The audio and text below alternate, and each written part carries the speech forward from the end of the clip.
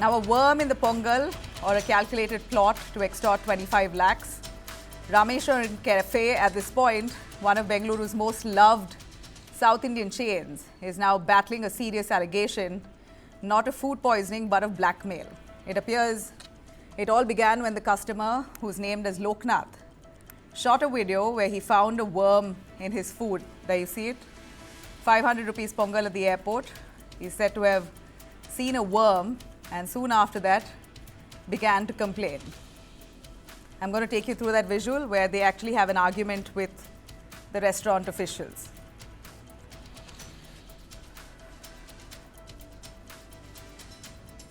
All right, the video there shows him discussing it with another diner, hinting at uploading it on social media. In fact, the staff at Rameshwaram Cafe also apologizes, says they're ready to give a refund, but it seems like the cafe's side, they're not willing to accept the complaint of the consumers there. According to the management, this was no safety issue, it was an attempted extortion. They say a group of 5 to 7 people created ruckus, refused to calm down and insisted on speaking to the cafe's owner. And when the manager alerted Sumant, the founder's son, the cafe's operations head, it appears that the situation only escalated. In fact, Sumant says he received a call from a private number, a man demanding 25 lakhs in cash to be delivered to Brigade Road or face reputational damage. The caller, according to Sumant, went unreachable at first but rang again at 10:27 a.m. with the same threat, but numbers were used. The cafe has now submitted the call logs to the police and they filed a formal complaint. In the police complaint, Sumant alleges that the worm was planted deliberately. It's highly likely that the person himself placed the insect in the food with the intent to blackmail. That's what the owner of Rameshwaram says, and this isn't a first claim. In fact, he says that many times the restaurant has been tarnished. So this is not new for us. It could very well be fake. So now the debate, of course, is legitimate. Food safety concerns or a staged extortion drama. 25 lakhs is compensation for a worm in the food. Compare this to United States, where a Starbucks customer was recently awarded 50 million in damages, but only after he suffered third-degree burns from hot coffee that spilled on himself due to negligence. He took that sip and that coffee fell on him and he suffered third-degree burns, and 50 million was awarded to the man. The Starbucks chain was in fact sued. Indian customers here, of course, at this point we still don't know the concept of compensation. India's laws and rules are still very hazy. Indian consumer court will allow compensation, but of course they will assess the situation, the damage, the intent, the impact, all of it, and then demand a compensation that's fitting. But this doesn't mean entitlement, that you find a worm and then you demand 25 lakhs in cash at a secluded location. This more or less smells like extortion, rightly so, as suspected by Rameshwaram Cafe. The case is now under police investigation but raises many questions. What are our consumer rights, our customer rights? And if at all a complaint like this turns criminal, extortion threats happen, then how do you deal with a situation like this? Joining us live, Sanjay Sahai, former ADGP Karnataka. We also have Nishant Kumar, founder and CEO Tahia. We also have Karan Puri, author and food journalist, along with our consumer rights expert, Professor Bijan Mishra. Professor Bijan Mishra, a quick word. If at all this worm was indeed found in the food and it wasn't staged, if I can go to my guest, please. If at all the worm was found in the food, can the consumer demand 25 lakhs in compensation? Is it too steep? We're looking at United States, consumer court there awarding 50 million to the person who received third-degree burns. But here we're not too sure if the man, actually clearly the man did not consume that worm. He saw it. He seems to be using that as a weapon against the restaurant. But the question here is simple. Is he in his rightful place to demand that much? Yeah. So, Nibla, it's a very good intellectual discussion. I think your viewers need to know what they should and what they should not. You see, the law in our country is very clear. It says that if there is a defect or a deficiency, then the defect should be removed and the deficiency should be removed, and the consumer should be given a defect-free or a deficiency-free product or service. That's number one. Number two, you see, what we need to understand is compensation is to be calculated as per damage caused. So we have to also understand the compensation comes when there is an intentional damage caused due to negligence. Then only the consumer is liable to claim compensation, and that also going through the judicial system like the District Commission, State Commission, National Commission, Supreme Court. So we have got the four-tier redressal mechanism where they can go, but not do a kind of activity like this which actually tarnishes the images of our consumer, which actually undermines the rights of the consumer, and very strong action should be taken against such citizens who try to extort money by, I can't say whether it was implanted or whether it was there. Yeah, that's something even the restaurateur can't say. Even Rameshwaram can't say for certain whether this was planted. Yeah, no. So my contention is food manufacturing practices has to be of best of standard hygiene as defined by the Food Safety Authority, and the state regulator is responsible to do these checks, and they have to figure out how hygienically the food is prepared, whether it's done as per good manufacturing practices or not. That is the role of the Food Safety Authority. Of course, the citizens also have the right to go and report. If they see something wrong is happening, then they can go and report to the Food Safety Authority and also bring it to the attention of the food provider, food manufacturer, or the service provider. But they have no right to demand compensation directly from the service provider or the food manufacturer or the service provider. So the point which I'm making is India has got excellent laws, very good laws, which are in the interest of the consumers. It is the state government who should build such awareness like you are doing in your channel today and taking a case study and explaining it to your viewers. Similarly, government should be doing this in a regular manner. What to do when things go wrong. So that is a very important fact, which everybody should know. Now, what my contention is, the government should be able to certify all these food restaurants who are adopting good manufacturing, hygiene practices, handling practices, and make consumers know that they regularly check them. When was it last inspected? What was the report? Make it public so that we have that trust in those brands when we go. Right. We already have trust in these brands, and that's why we go there. But if such incidents happen, then naturally what we are saying is, how do you do the correction? How do you improve? How do you ensure that these mistakes don't happen again? Because it can happen. You're saying the responsibility does lie with the restaurant. It shouldn't be so easy to fool a restaurant as well. If at all it's staged, then how is it so easy for them to be caught up in this?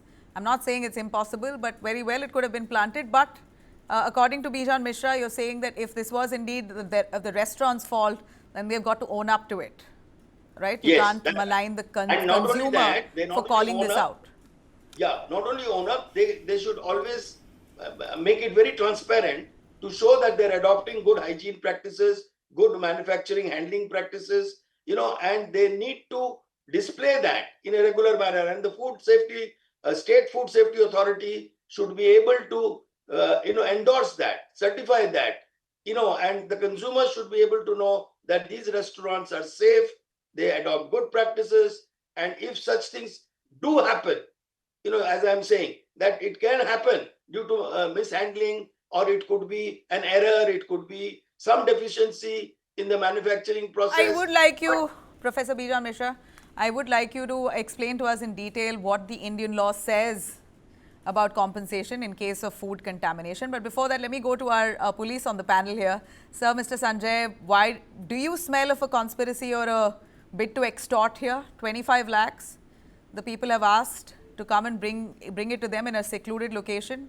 All call logs and details, messages has been handed over to the police by Rameshwaram founders. They say we've seen many of these kinds and this looks like an extortion bid. See, there are two, three issues. One is whether the video was planted or it was not planted. Planted in the sense whether the insect was administered into whatever the food item which was served. So that's point number one. If anybody wants to go in the investigation, they'll be able to find out. It is not a very, very difficult exercise.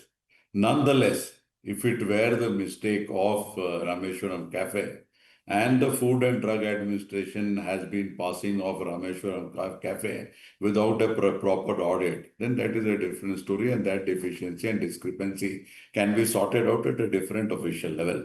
Now we come to the crux of the matter and taken for, if we go by on the face value that, okay, this insect was found. Now, who will decide on the fate of compensation? It is not a question of compensation. What is happening in this case is it is compensation versus extortion. Compensation by a private and demanded by a private individual of the nature of which we are talking about. It is 100% extortion. Regarding that, there is no doubt. It is basically taking law into your own hands, even if that contamination has happened. And with the call records and variety of other evidence which is being provided by Rameshwaram Cafe, it can be clearly made out whether it was an extortion or not. If it were not to be an extortion, then there is absolutely no purpose of the present complainant or the present customer to contact Rameshwaram Cafe. They could have taken the legal way and gone to the District Consumer Redressal Forum or whatever other agencies are available. The added point which I feel is that these individuals know what a brand is and what damage they can do to a brand.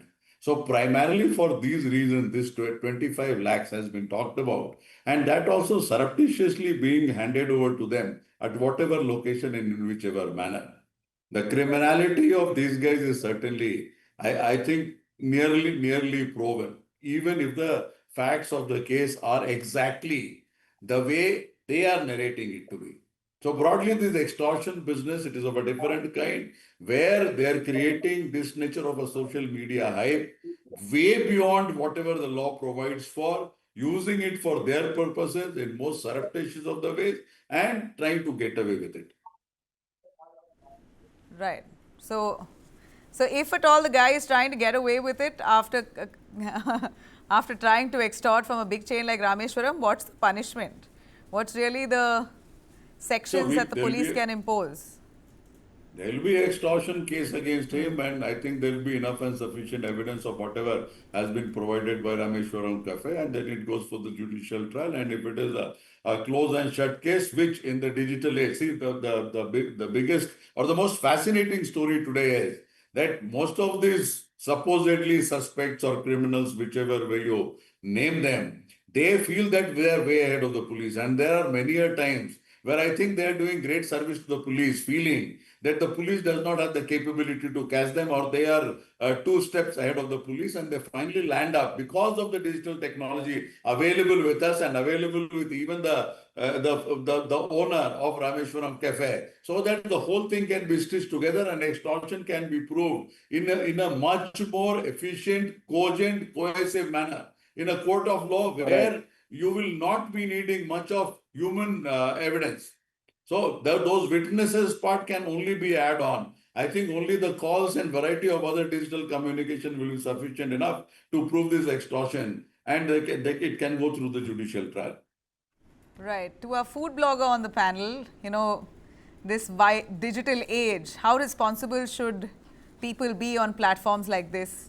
Consumers there posting such videos, what does it do to a brand's reputation? And anyway, we know how brands also could use bloggers or people online to review them falsely, even or try and save their image if it has been maligned by someone. So digital is a double-edged sword. But at a time like this, where can you draw the line? Here we're looking at a man threatening them, saying, "You give me the money. If not, I'm going to put this out on social platforms." So this is clearly him not actually calling the restaurant out, or intention is not basically to just let people know that, hey, beware. It's not feedback that he's giving. This is clear-cut defamation from the face of it. But what in your view can this case really turn out to be, since it's a police complaint now, and Rameshwaram believes that this was fake and set up? I want to know, as a food blogger, how would you react to a reaction from a restaurant like this if you were indeed in that position? See, it's a high-profile cafe. Rameshwaran is very well-known cafe, and I think the person who's himself has, done this doesn't look like a influencer himself, and he just trying to malign the image of the cafe. And obviously, it's very important in this day and age in digital media. You have to be very, very, very serious about what you're doing. As a food blogger, you have to be honest at what you're doing and what you're reporting. And I think there is a certain kind of food and safety standards that also the restaurants have to apply for themselves on themselves. And this kind of case, I think, is really it shows that what are the issues that we are facing currently in social media, and these kind of things should not happen. I think Rameshwaran Cafe is whatever claiming what they're claiming. It has to be backed by proof. Like the food blogger, what he's saying, he has already put the video on the social media. So now it is up to him. If he is saying the truth, then he has to stand by it. If not, then he'll definitely face the consequences. Look, the thing is, he's already put out that video on social platforms. So that bid to extort is also now no more, it doesn't stand. He doesn't have that opportunity to take the money either.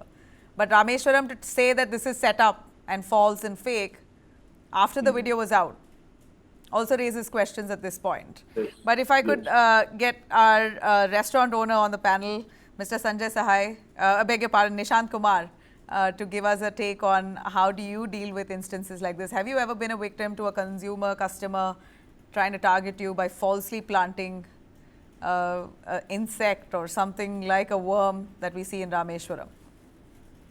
So a worm is something that is a different scenario altogether, but we face the same sort of situations every day where we are concerned with more of like hair in the food or something like that.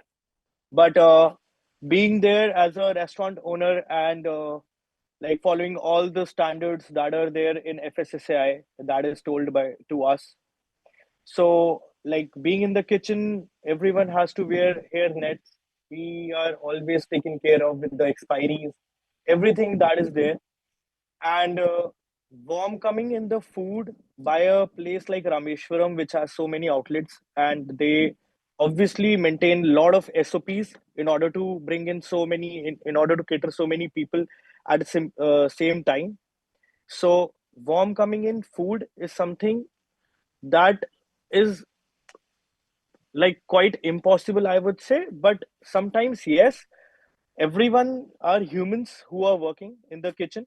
Sometimes things happens, but what I think is that if even if there was something like a situation like this, these are the some situations that customers should also understand that Rameshwaram being a so huge brand and being trusted by crores of people, and situation like this is something that can be dealt upon in a very normal manner, and it should not be taken like a extortion case by asking 25 lakh rupees or something like that, because this won't end up anywhere. This won't end up anywhere. Like if you'll talk directly with the managers, with the customers, the nearby people around you, you still get something from the restaurant. But if you take a way of extortion, then nothing's gonna happen. Because if Rameshwaram is concerned, the procedures that they follow, and there is camera everywhere, there's the CCTV footage is everywhere. Even FSSAI, they keep on visiting the places and they keep on doing the testing and reports. So if restaurant comes to fight with the customer on this end, I don't think there's gonna be anything for the customer. If you're going to really push the restaurant to the edge and corner them with a demand of 25 lakhs, then I don't think, I mean, it's of course bound to be disappointing for the consumers. They Right. will have to go empty-handed. Now, I would Right, like to definitely. bring in Bijan, Sir Bijan, your clarity finally on what are consumer rights. Again, in case this is true, that they indeed found a worm in the food, and maybe Rameshwaram, which is also not certain whether this was planted, they are only guessing. If this is indeed true, yet again, what is that man's rights under the consumer law? Yeah, Nabila, can I respond to your earlier question, which you wanted to ask me in terms of compensation? Yes. Yeah. You gave an excellent example about coffee being spilled on a consumer. You see, the compensation element comes when there is enough evidence of a damage caused due to negligence. Now, again, the negligence has to be well defined because it can be voluntary. It can't be. It can be. I mean, it can be intentional or non-intentional. But the point is that if there is a damage caused, then the consumer has the right to claim compensation to the extent the damage has been caused. Like if there is a burn, then naturally the consumer has to be paid enough damages in terms of getting back that, shine on the hand or the face or wherever the damage has happened. The surgeries have to be done. All medical care has to be given to that consumer so that all expenses are met for. And of course, the agony and also the turmoil the consumer would have gone through, all that is mental agony. It's all calculated. It's all well laid out. The judiciary knows how to calculate that and give that compensation. So the consumer in our country is not left at large. He knows that if there is a definite act of negligence, then the damage caused due to that negligence will be compensated. That's very clear. Now that can be negotiated out of court also with the provider and through the law as per, when we say out of court means again mediation, alternative dispute resolutions, which is now legal and it is allowed by the Supreme Court that you can have a mediator to come in who's a man of repute to handle the two parties to come to a conclusion in terms of what that. But it can't be that you go on your own and you start asking. The consumer cannot ask on its own that I need this much of money. No, sorry, that is extortion. That is a criminal case. You have to be taken under custody because it's a criminal activity. You are trying to extort, which is criminal. So that can't be tolerated. The law, it doesn't allow. So if anybody is trying to do that, strong action should be taken by the police immediately, right away, by taking that person into custody and creating all the evidences which are required. So that is the first thing. The law is very clear. The rights of the consumer is, right to information. Like my friend who runs a restaurant, he must tell people how often FSSCI is coming, which date did they come last, what was that report. They must make it public. The right to information, right. The right to choice. That if I don't like this dal, I should be able to get another option in terms of my dal. So there should be choice given to the consumer. So there are rights which tells you information, redressal, right to be heard. Like my friend who runs a restaurant, he says, if he can't get something, if he does all this, he will not get anything and he'll go back empty-handed. No, sorry. No consumer is asking for favors from you. Please remember this. A consumer wants that delight when he goes and pays you that money. He wants that value for money. In case you have not been able to give that value for money, then you have to own up and then you'll have to make him happy, bring that smile on his face and make him go. But you have the right that he is heard, his dispute is resolved, you are able to give him a choice, the right to quality, the right to standard, right to safety. These are all consumer rights, which is enshrined under the Consumer Protection Act of 2019. Yeah. So the Indian citizen is well protected as far as the consumer is concerned. We have a very good law, which is one of the best in the world, which protects the consumer. All right. So the consumer should not feel that they are not protected. Thank you very much, Sabijan Mishra, along with Karan Puri and Nishant and Sanjay. I really appreciate your time for joining us. Let's just hope this case is resolved as per the proof they have.